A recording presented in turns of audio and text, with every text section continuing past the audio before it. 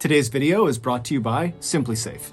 In 2016, 4 friends rented a small rustic cabin near a forest in a little village in Russia. Their plan was to spend the night in this cabin, and then early the next morning, they would get up and they would hike this trail that would bring them to the summit of a nearby mountain. So on March 27th, the friends got in their car, they made their way to this little village, they found their cabin, they went inside, they hung out for a bit, and then by 2 a.m., they had gone to sleep. Little did they know, outside of their cabin in the forest, lurking in the darkness, something was watching their cabin's front door, waiting for one of them to come outside. But before we get into today's story, if you're a fan of the strange, dark, and mysterious delivered in story format, then you've come to the right place because that's all we do, and we upload once a week. So, if that's of interest to you, the next time the like button hands you their phone and tells you to please take this once-in-a-lifetime photo of them, agree to do it, but leave your finger over their lens. Also, please subscribe to our channel and turn on all notifications so you don't miss any of our weekly uploads. Okay, let's get into today's story.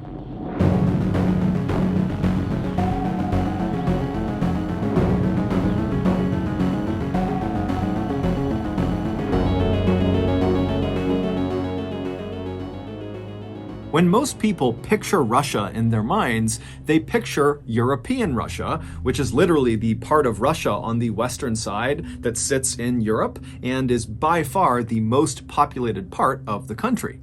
But European Russia only accounts for 23% of the total territory that is Russia. The other 77% is to the east of European Russia. It starts at the Ural mountain range and it extends all the way over 5 million square miles to the Pacific Ocean. And this vast, mostly forested expanse, which is 50 times bigger than the entire United Kingdom, is called Siberia. And Siberia is absolutely brutal. In Siberia, it is almost always freezing cold. Literally. The average annual temperature across all of Siberia is 32.9 degrees Fahrenheit, so it is 0.9 degrees above freezing on average every single day. In addition to the extremely deadly weather that exists basically year-round in Siberia, Siberia is also home to a bunch of huge deadly animals, such as the brown bear, which is the same as the infamous grizzly bear in North America, the gray wolf, which by size alone makes virtually all other wolves look like little puppies. Gray wolves can grow to be nearly 200 pounds. And of course, there is the highly intelligent Siberian tiger, who is perhaps one of the only predators on Earth that is known to seek out and kill people for revenge. For example, in 1997, a hunter named Vladimir Markov was walking through a Siberian forest when he came face to face with one of these Siberian tigers, and he ended up shooting the tiger before fleeing, except the tiger didn't die. Instead, it got up and secretly followed Vladimir all the way back to his cabin, and then this tiger camped out outside of the cabin until Vladimir came out again, and the tiger pounced, killed him, and ate him. And so unsurprisingly, Siberia has an absolutely minuscule population relative to its massive size. However, there are some adventurous people out there who are drawn to Siberia for the same reasons that most other people avoid it. These adventurous people see Siberia as one of the last truly wild places on our planet, and they want to experience it for themselves. And one of these highly adventurous people was a young man named Colin Madsen. Colin, who came from a very successful American family, was a big outdoors enthusiast who at some point in his youth began researching Siberia because he fell in love with its rugged natural beauty. He quickly began researching not only Siberia, but Siberian culture and Russian culture, and also at some point he became fluent in the Russian language. Then, in 2013, when Colin was 22 years old, he left his home in Missouri and moved to Siberia. He settled in one of Siberia's few population centers, a city called Irkutsk, which is located in the southeast of Siberia and right along the edge of Lake Baikal, which is the world's deepest freshwater lake. Colin's Siberia plan was twofold. He would go to school while he was there, and he would go out and explore. And at first, his plan went perfectly. He was accepted into Moscow State Linguistic University in Irkutsk, and very quickly he made friends who were eager to accompany him on his adventures out into the Siberian wilderness. From his arrival in Siberia in 2013 to 2016, Colin did well in his studies, and he spent countless hours exploring the forests and mountainous areas all around Lake Baikal and right outside of Irkutsk. In fact, Colin became so familiar with this region that he began volunteering with a nonprofit in the area that went around marking new trails, which meant Colin was literally venturing into the wilds of Siberia and just marking the trail as he went. So when Colin's family heard about what happened to him in 2016, they could not believe it.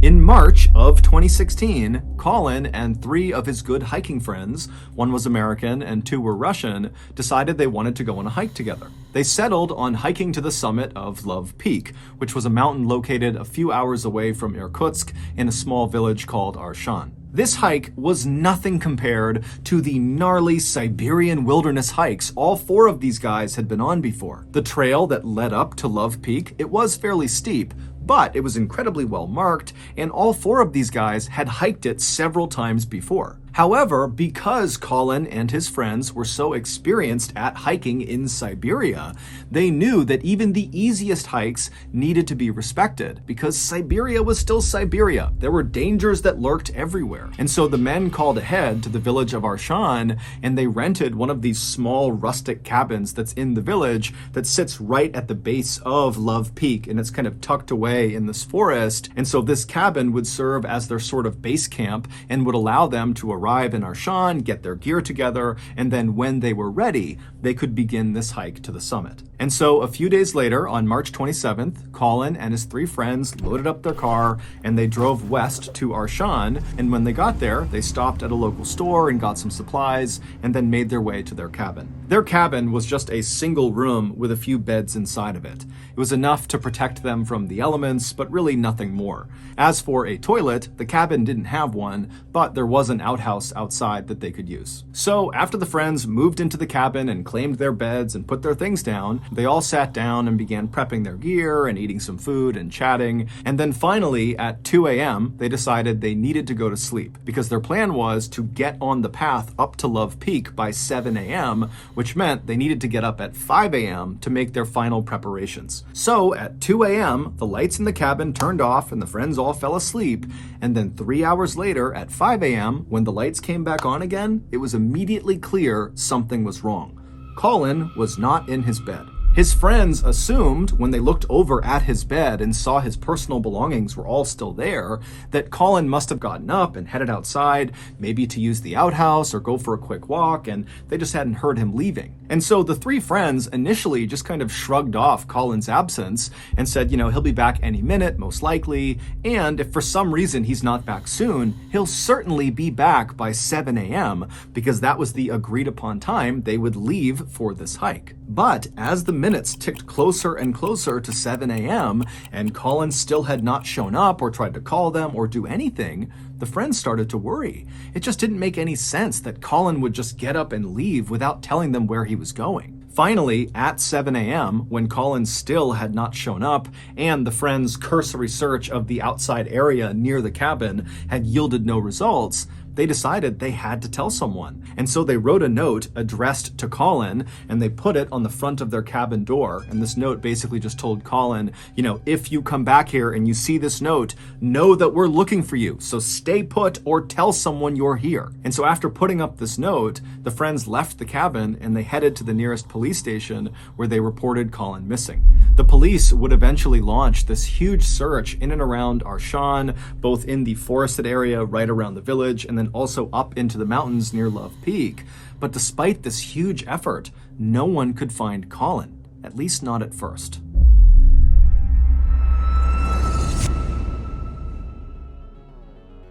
A couple of months ago, I was laying in bed when I heard this strange tapping sound coming from my downstairs. Now, as I'm laying there, I'm trying to run through the different scenarios of what this sound could be when this tapping sound gets louder and louder, and then all of a sudden, I hear the sound of glass breaking in my first floor. And so I immediately leap out of bed, I run down the hall, I go downstairs, and I'm looking across my living room, and there, coming through my now broken window, was everyone's worst nightmare. I can't even say it. Everyone's worst nightmare. I literally can't even say it. It's so stupid. Was everyone's worst nightmare. A great white shark wearing a special breathing apparatus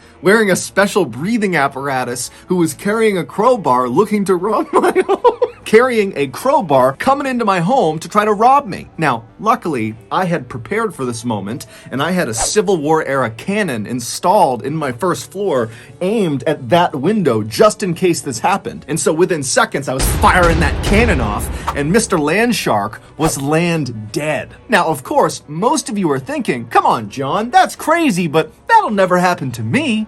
And you'd be wrong. Because studies have shown 100% of all people in the world will at some point come face to face with a predatory land shark who is attempting to rob your home. And so if that hasn't happened to you yet, it's time to prepare. And that means two things. One, installing Civil War era cannons on your first floor aimed at the various windows. And two, signing up for SimpliSafe. SimpliSafe is an incredibly effective and easy to use home security system. Once it's installed, SimpliSafe agents will monitor your home 24/7, and they will immediately dispatch police, firefighters, or EMTs in an emergency, like when the inevitable land shark attempted burglary on your home occurs. SimpliSafe is also super cheap. It's less than $1 a day. Also with SimpliSafe, there are no long-term contracts. So, like they always say, there are 3 certainties in life: death, taxes, and an attempted burglary on your home by a land shark. You can't do anything about the first 2, but you can definitely stop the third one from happening if you sign up for SimpliSafe and install Civil War era cannons in your home. Save up to 40% on your SimpliSafe security system during SimpliSafe's biggest sale of the year. Visit simplisafe.com/MrBallen to customize yours. There's no safe like SimpliSafe. Okay, back to the story.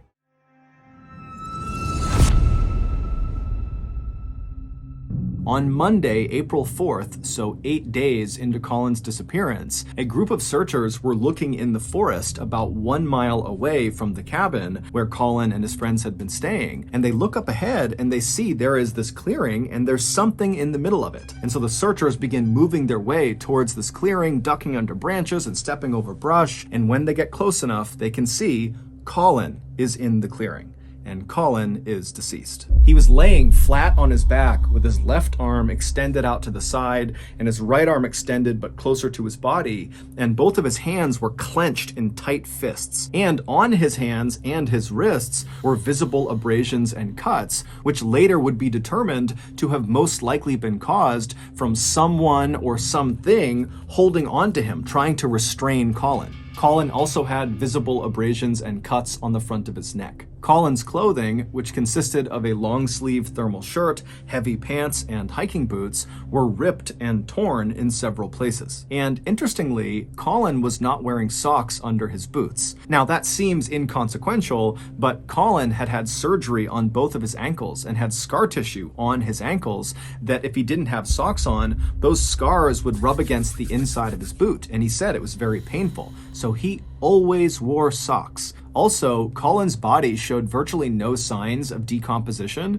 and all of his wounds and abrasions looked, quote, fresh, according to medical personnel. In short, Colin looked like he had recently been in some sort of physical altercation, and whoever or whatever he was grappling with had eventually overpowered him and killed him, although it was not clear how he actually died. Russian authorities were very quick to suspect Colin's 3 friends who had been with him, but they were brought into the station and they denied having anything to do with Colin's death, and they all passed their lie detector tests. After that, Russian authorities quickly closed this case by concluding that, well, if his friends didn't do it, then that means Colin must have been high on drugs or drinking alcohol or both, and he just wandered out of his cabin and he got lost in the woods and he died died of hypothermia. He froze to death. The end. However, Colin's parents just could not accept that as being what happened to their son.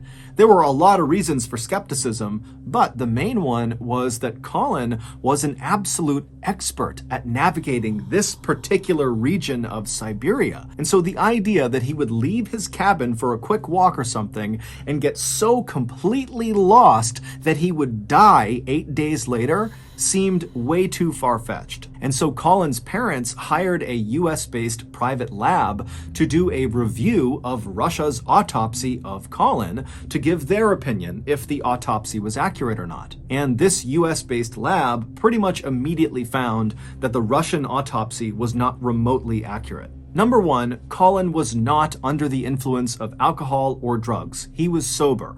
Although technically he did have very small amounts of THC in his urine.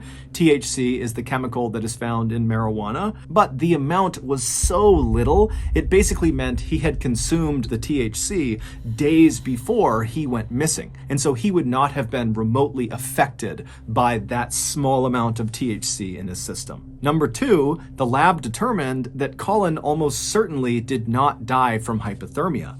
Instead, all signs pointed to Colin dying from being suffocated, meaning he was murdered. Someone crushed his airway or in some way restricted him from breathing, and that's what killed him. And three, based on the lack of decomposition, the freshness of the injuries on Colin's body, and the lack of animal predation on his body when they found him, indicated that Colin did not just wander out of his cabin and immediately die somewhere in the forest. Instead, he was alive for most of the time people were looking for him, meaning when they found him, he likely had died within hours of being found. And so these findings by this US-based lab kind of create a general theory about what must have happened to Colin. After Colin left the cabin in the early morning hours of March 28th, maybe to go to the outhouse or to go for a quick walk, when he went outside, someone or something was nearby, and they either lured Colin to them or they straight up ambushed Colin and took him away. Now, we have no idea what happened to Colin after he was abducted, but we can safely assume that after being abducted and taken somewhere, he was alive, and he stayed alive for several days until on the 8th day of his disappearance, Colin was killed, likely by his captor, either at the spot where he was found, or he was killed somewhere else, maybe in the forest, and then moved to the spot where he was found. Many people believe it was the Russian government who targeted Colin, they kidnapped him, and they killed him. And their botched investigation into his death was actually a calculated cover-up. Colin had participated in at least one peaceful environmentalist-led protest in Siberia, and after the protest, Colin apparently got a written warning by the Russian police not to attend another protest. But why would Colin, who was just one of many people involved in these protests, be singled out by the Russian government and killed for his participation? And why would the government elect to kill Colin when he was with 3 of his closest friends who would immediately notice his absence? It just doesn't add up. Today, Colin's parents are still trying to figure out what happened to their son, but unfortunately, their son's case is closed in Russia, and so no one on the Russian side is talking to the parents or giving them any new information. And so as a result, they and the rest of us are left to wonder who or what was lurking in the shadows when Colin stepped out of the cabin that morning. And then where did they take him? And what did they do to him for nearly a week before they killed him deep inside of that Siberian forest? So that's going to do it. If you got something out of today's episode and you haven't done this already, the next time the like button hands you their phone and asks you to take a once-in-a-lifetime photo of them, agree to do it, but leave your finger over their lens. Also, please subscribe to our channel and turn on all notifications so you don't miss any of our weekly uploads. We have a podcast called the MrBallen Podcast that puts out brand new podcast exclusive stories on Monday mornings, and on Thursday mornings, we put out the remastered audio of our best YouTube videos. Right now, that podcast is available on all platforms. But on November 1st of this year, 2022, that podcast is being moved exclusively to Amazon Music. We have a registered 501c3 charitable organization called the MrBallen Foundation that makes it as easy as possible for you to join me, my family, and my team in supporting those whose lives have been most impacted by violent and heinous crimes. Monthly donors to the MrBallen Foundation Honor Them Society will receive free gifts and exclusive invites to special live events. But the real reward is helping to rewrite the ending to the story for victims of violent crime. Go to MrBallen.Foundation and click on Get Involved to join the Honor Them Society today. We have 2 additional YouTube channels. One is called MrBallen Shorts. The other is called MrBallen en Español. We also post near daily content on TikTok, Facebook, and Snapchat. All of those pages are just called MrBallen. If you want to get in touch with me, please follow me on any major social media platform and then send me a direct message. My username on all of them is @MrBallen, and I really do read the majority of my DMs. We also have some really cool merchandise, so head on over to shopmrballen.com. And if you have a story suggestion, please submit it on our subreddit just called MrBallen. It's linked in the description below. So whether I see you on Twitter, Instagram, TikTok, Reddit, YouTube, Facebook, other YouTube channels, the podcast, wherever, just know that I really appreciate your support. And until next time, that's going to do it. See ya.